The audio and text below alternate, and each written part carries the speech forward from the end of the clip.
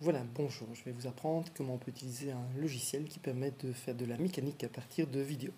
Le logiciel s'appelle TrackerChar, il fonctionne sur Mac, PC et Linux.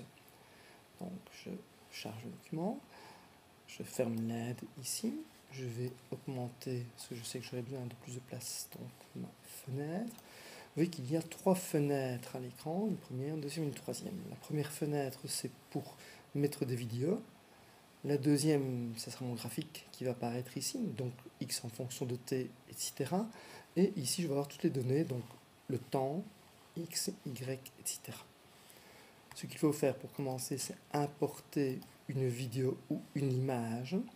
Donc cette vidéo se trouve chez moi au niveau du bureau. Dans le bureau, je prends l'utilisateur, Lambert est sur le bureau, et sur le bureau, c'est le mouvement, ici donc une vidéo, .movie, donc une vidéo QuickTime.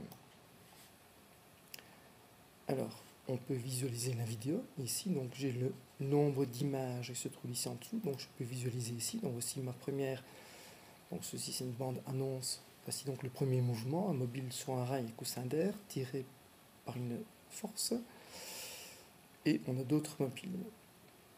Alors on peut arrêter, évidemment se mettre en pause, on peut aller manuellement jusqu'au bout. Et voilà donc ce que ça donne. Donc la toute dernière vidéo étant donc la chute libre d'un morceau de chaise. Alors si je veux étudier par exemple la première vidéo, donc je vais me placer, je vais regarder quelle est l'image de départ, donc je vais dire que c'est cette image-ci, donc je vais commencer à la 66 et je vais aller jusqu'à l'image 110. Je prends le petit icône qui se trouve ici en dessous et je dis à partir de 66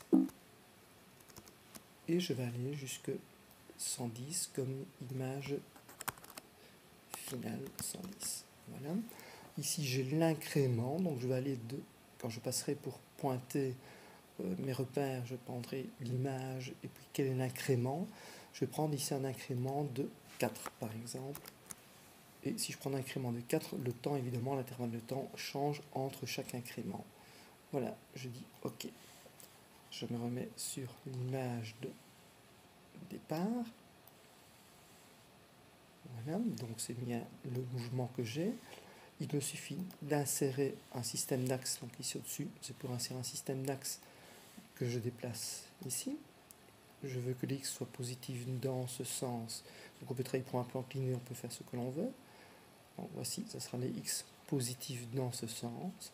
Et puis, il me faut simplement prendre un système qui permet de prendre une échelle pour mesurer les distances. Donc je prends de là jusque là.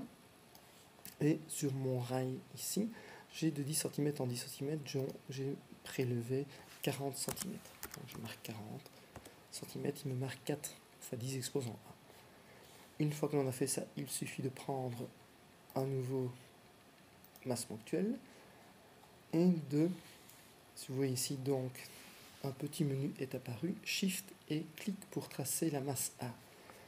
Donc je vais prendre ici, je vais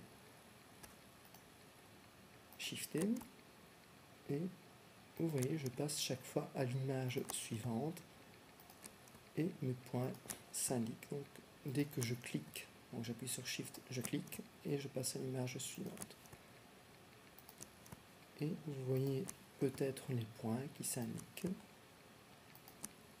Voilà, donc j'ai 11 points, les autres points étant ici. On ne va pas trimer la couleur, donc il y a moyen de changer au niveau de la couleur des points, de prendre par exemple des points de rouge, par exemple, je dis OK. Et voici donc les différents points que j'ai relevés donc, sur les 11 images entre guillemets. Une fois qu'on a fait ça, il suffit de prélever les points, donc je appuie sur celui-là et je prends en shiftant sur la dernière valeur. Je n'ai pas besoin des Y parce que je regarde uniquement X en fonction de T.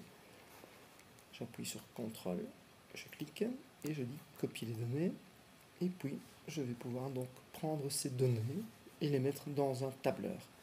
On voit déjà qu'ici la courbe me dit que j'ai une parabole, ce qui veut dire donc c'est quelque chose qui est avec une accélération. Je ferme cette fenêtre